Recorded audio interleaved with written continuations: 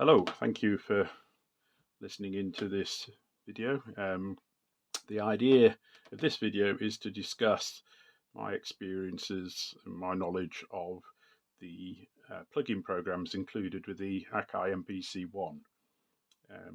These are a very helpful addition compared to my older MPCs. They basically are synthesizers that are included within the machine. There's going to be two parts. One is actually using them on the MPC, and then there'll be a second part which will be part of this same video, but it'll be a second part filmed because it involves using the computer about how you transfer from a website, because you can buy more expansions from Akai, and I think some other people do them as well now, but I haven't done it because it's a slightly complicated process, and I've tried once to get a license sorted and failed miserably, so I haven't bothered, basically. Also, there's the cost. I mean, I paid nearly £500 for my MPC1, and it's basically £200 for the hybrid plugin, which I just think seems a bit steep for the process. I realise it's because it's the whole MPC ecosystem environment, whatever you want to call it, when it goes into other machines as well, but the MPC1 it seems a bit steep.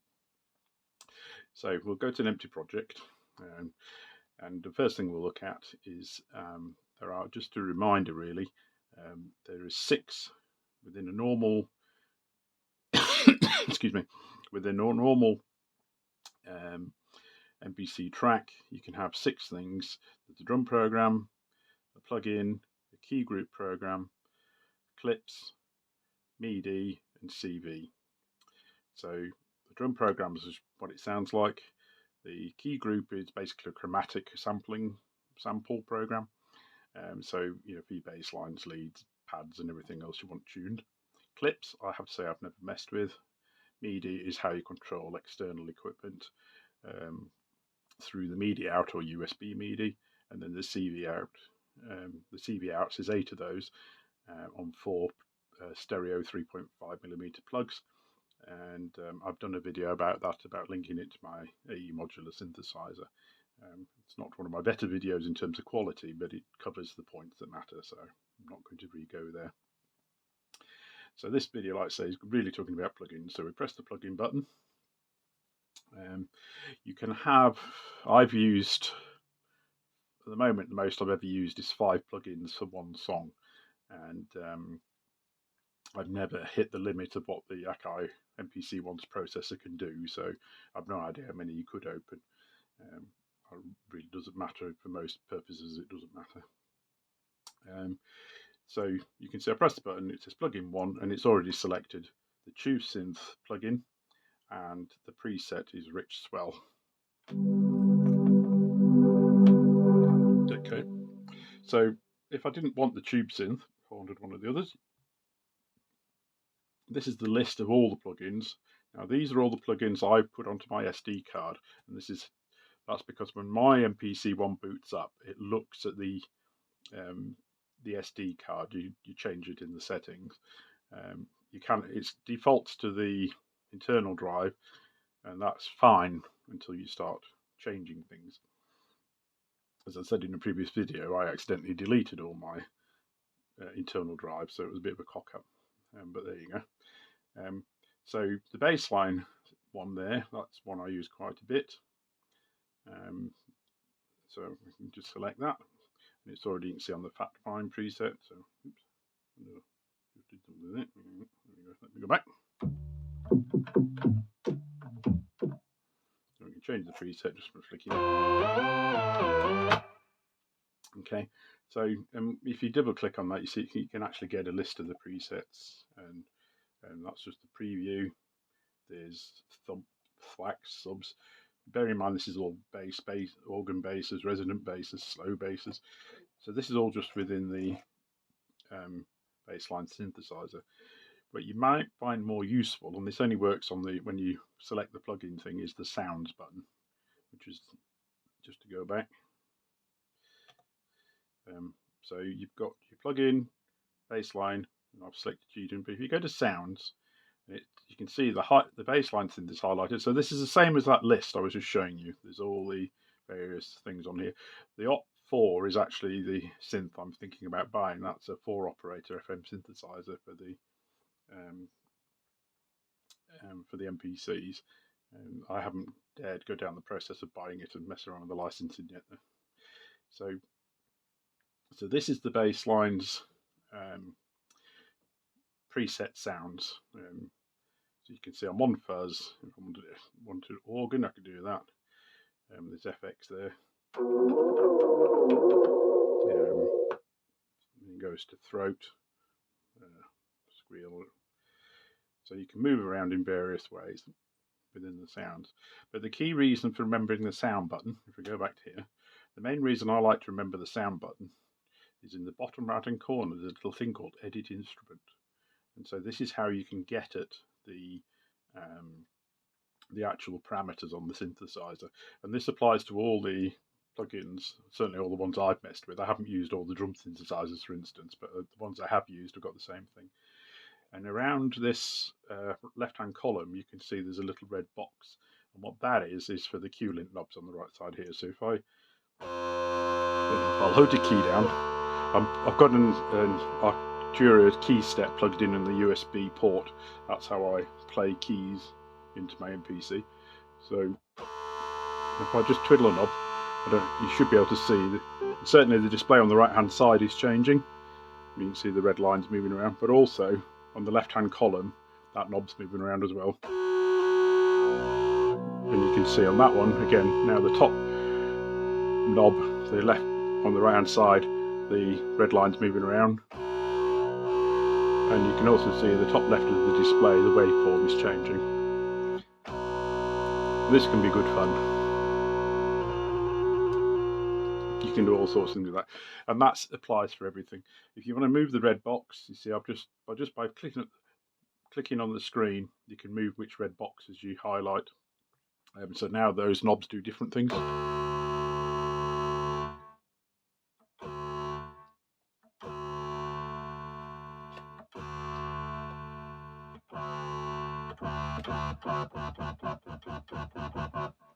So very useful, and again, like nearly everything I found on the MPC1, really good use of the touch screen. I absolutely love how they've used the touch screen.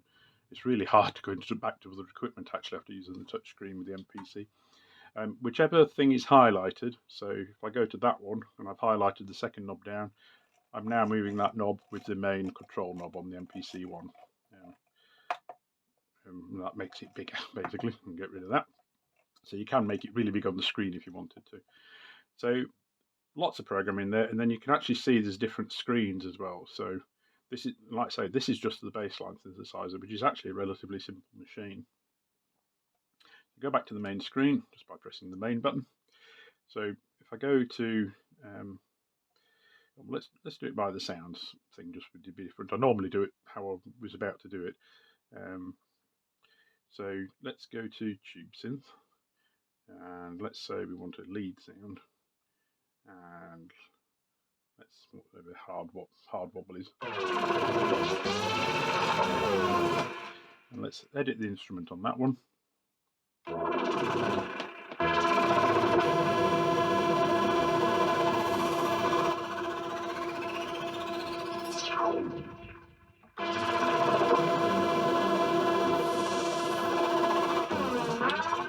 And like I say, you can fiddle with this to your heart's content, and you can see on the tube synth on this one, there is actually 5 pages, including setup. Oh, no, there's more. Sorry, there's also chorus delay and other effects built in. So that's all within the tube synth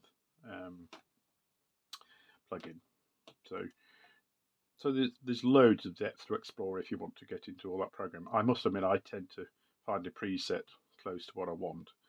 Or even I've just used the preset because it's what's inspired me to do a particular piece of music or melody line or bass line or whatever. And one of my favourites is Mellotron, and this is how I normally do it. What I did was I double clicked on the button, select Mellotron, and now it's retro strings. I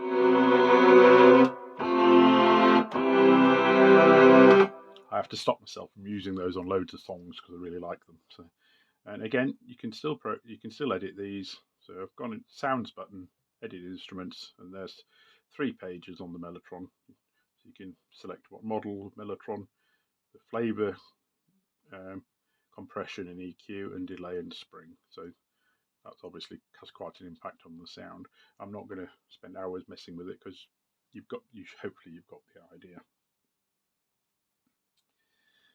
So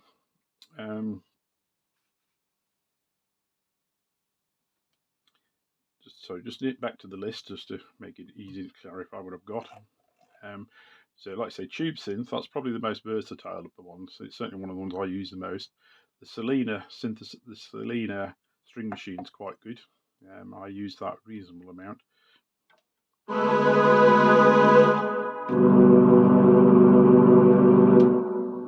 And if you were then going to record it,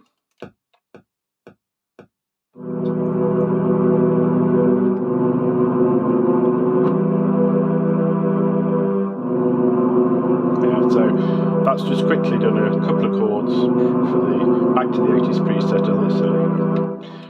Now, one of the things again you've got you can do now, and you do have to watch this because sometimes the software catches you out. But if you can bounce to audio track. I'm actually not sure why you'd need to do this, but you can bounce to audio track. You just press the audio track button. That's now on an audio track. So we're now listening to the audio track, not the synthesizer. And what it's actually done is when it's an audio track, it's become a sample. The reason I say you have to check what's happening is now if I try and play the plugin, it's not there.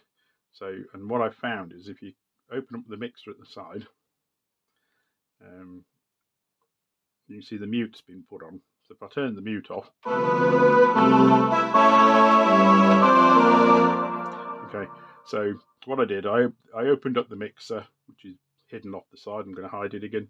To open it, you press the little eye thing, and then, like say, the mute's on. If you're not on the right page of the mixer, it's the second one in from hide.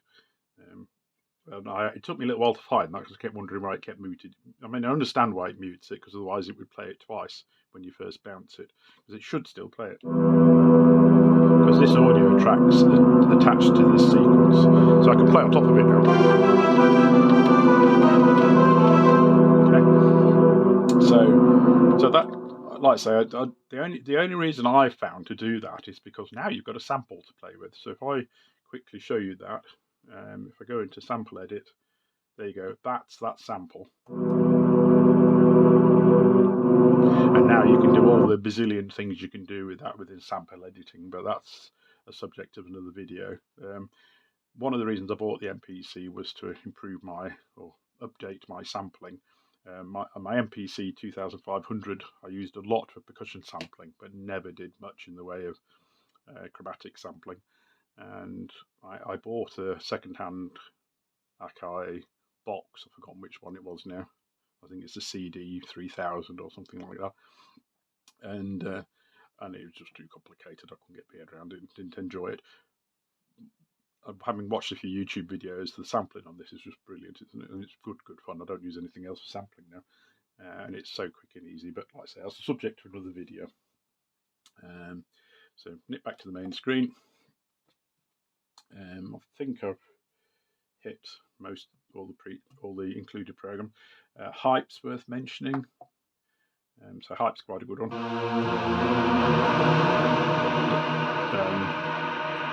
That's the Almighty preset. It seems it defaults to, and it's quite fun. Again, it's one I banned myself from using.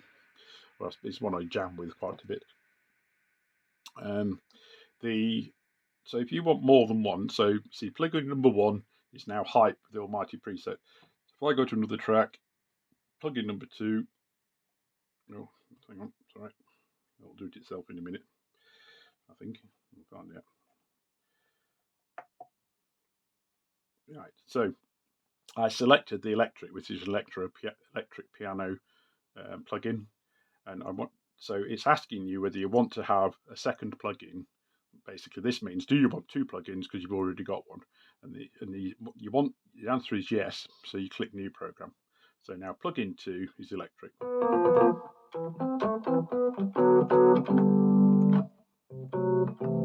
There's some very nice electric pianos in there as well. I've actually used quite a few of them in songs. I've had my MPC1 just over a year, and I've used quite a few of those. So I've now got on track 1, I've got the almighty preset on hype, and track 2, I've now got, oops, sorry, that's because I've knocked the buttons. I've now got the electric piano.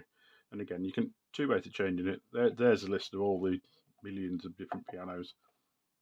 Just stack them. Or, like I say, you can go in the sounds button and edit instrument, and there's all the pages. You can see there's several pages for messing around with making your own electric piano sound. I haven't found any need to do that yet. You can usually find all whipping through the presets.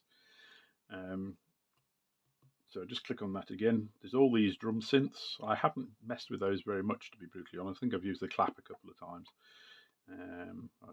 The snare one's quite interesting. If I click on that. Sorry, yeah, so the sounds, the edit instrument, and so you can, again, creating your own snares with all these, with these 3 pages of things can be quite interesting. But again, I haven't done it, but it's just, you know, if you ever find that you've got the snares a little bit too high pitched or a little bit too low pitched, and you, for some reason, you can't fix it by changing the sample rate or whatever, then you know, you could make your own. But that's quite good fun.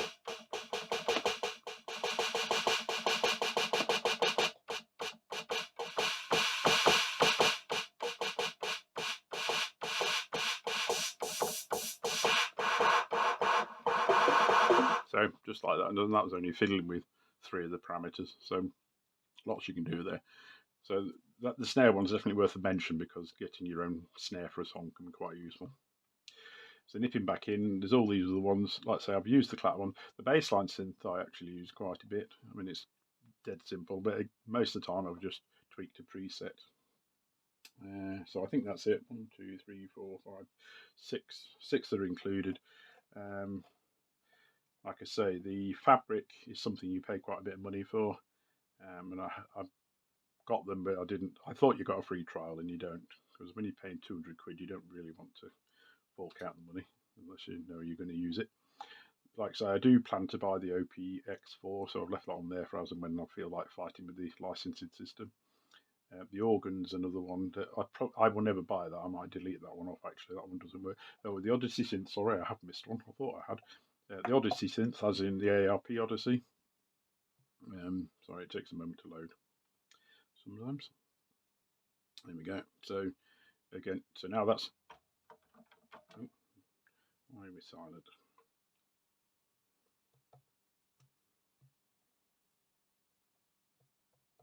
Oh dear, let's just check that. Just in case it's the old mute button. No, it's not. Oh, it's because I pressed the mute button. There you go.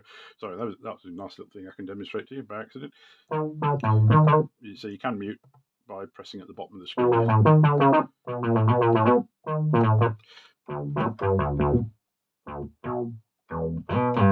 So this is basses from the ARP, or a tuba sound indeed, from the ARP Odyssey plugin. It's quite nice. I have used a few of its sounds. Worth mentioning because you can get there. It's famous for lead sounds because of Billy Currie from Ultravox. It's got used by lots of other artists as well, but that's one of the things it's most famous for. It's certainly one of the reasons I bought one of the reproductions of it a few years ago. If I'd have known there was one in here, I might not have bothered, but at the time the MPC1 didn't even exist. So, and again, same applies. Press the sound buttons, edit instrument, and you've got 1, 2, 3, 4, 5 pages of things to mess around with, to change the tunings and everything else. And the same things applies. If I can see the red box, there we go. So these are, you can see, I'm not making any sounds, I know, but it's the same principle. There's Q link knobs on the right side of the screen do something around the red box, and you can also just put your finger on the screen as well, just to mess it about. You can see I'm moving the sliders around quite merrily. So a piece of piss, basically. I mentioned the electric piano. So I think I've covered the 7 plugins I've used the most. Um, so that's really it for using it on the MPC. And like I say, bouncing down to audio, which like I only use that for bouncing down to an audio track, and the only reason I've done that is so you can then sample it. So again, quite useful for the drum synths. Once you've got the sound you want, you can save it and store it away and put it with your drum program or whatever you want to do. It doesn't need to be a separate track in your sequence. It can be part of your drum program. Hello, so this is the bit about talking about the computer side of putting synths or more plugins onto your Akai MPC1. The main thing you need to do, if you haven't got it already, is this program, the MPC Synth Content Manager. You download it from the Akai Pro website. You see it, if you want to make change your device, yes. Otherwise it doesn't do anything, so it's not very useful. And so this lists all the content that's available when it gets going. Close in a little bit. So you can see computer installation. I haven't actually got MPC program on my computer. I don't do computer programs in my music making. It doesn't motivate me. Standalone included instruments, those 4 show there. The expansion instruments, standalone and computer again, because it's slightly different program, and there's some of the effects there as well. And so all you do, if you go back to a free one, you can just click download, and it'll save it to your normal download folder. If you want to purchase one, and I actually looked at this as part of the preparation for doing this video, you click on one that you want to purchase, and of course being Akai and their backup, it doesn't go to the one you click on, it does the list of all of them. So I'll scroll down and I'll scroll down because I happen to know it's the bottom one, because this is the one, as I mentioned before, I was interested in. So the Op4, there you go. So you've just got to click on that.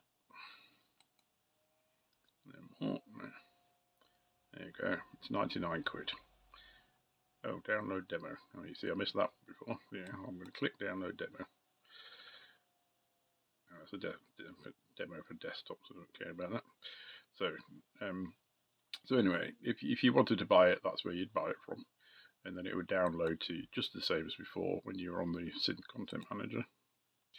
When you're on the Synth Content Manager here, you would just click the download button on the right. This purchase button would have gone. That's why there isn't one on the free ones, because obviously they're included. I don't know why the drum synths and all that lot don't show here. I have no idea, and I didn't bother researching this with these. So let's say you've downloaded it, and you need to now move it to your SD card. So I brought my SD card in from my MPC1, and I plugged it into an SD card reader, strangely enough. So let's say I'll show you my downloads folder just as a hell of it. So it would be here in your list on your downloads, and then you would go to, just scroll down, move over to the left a bit. So down here, one of these, see I've called my SD card MPC1. So I would have clicked copy or cut, whichever one you wanted. I usually copy just to make sure I don't lose it, and I've actually got backups of all the downloads in a folder somewhere. And then, so this is my folders on my SD card, and the one that's important here is synths. This is the one where you put your plugins. You see, that's all the various effects there. As you can see, there's the drum synthesizers we've talked about earlier in the video. So this bit here, you can see this is where all the plugins are, and that's what shows on the list as I was showing you earlier in the video, either going through the sounds button or on the or just on the list when you're in the sequence. And this is where they all reside on my SD card. Just while we're here, I will quickly show you the different. This is the big thing. These are the 2 most important folders in your MPC1 drive, whichever one you use. So I'll I'm dropping the expansion. So the expansion here, this is all the stuff in my expansion folder on my SD card. These are the ones that you get at. These are drum programs and key group programs. So these are sample-based programs, and that's the difference. So they are editable. They are editable as samples, but they're not a synthesizer, and that's the difference between expansions and synths. Okay, so that's that. I hope you found this useful. If you do have any questions or comments, please put them in the comment section below. Quite happy to answer any questions and see where we go. Bye.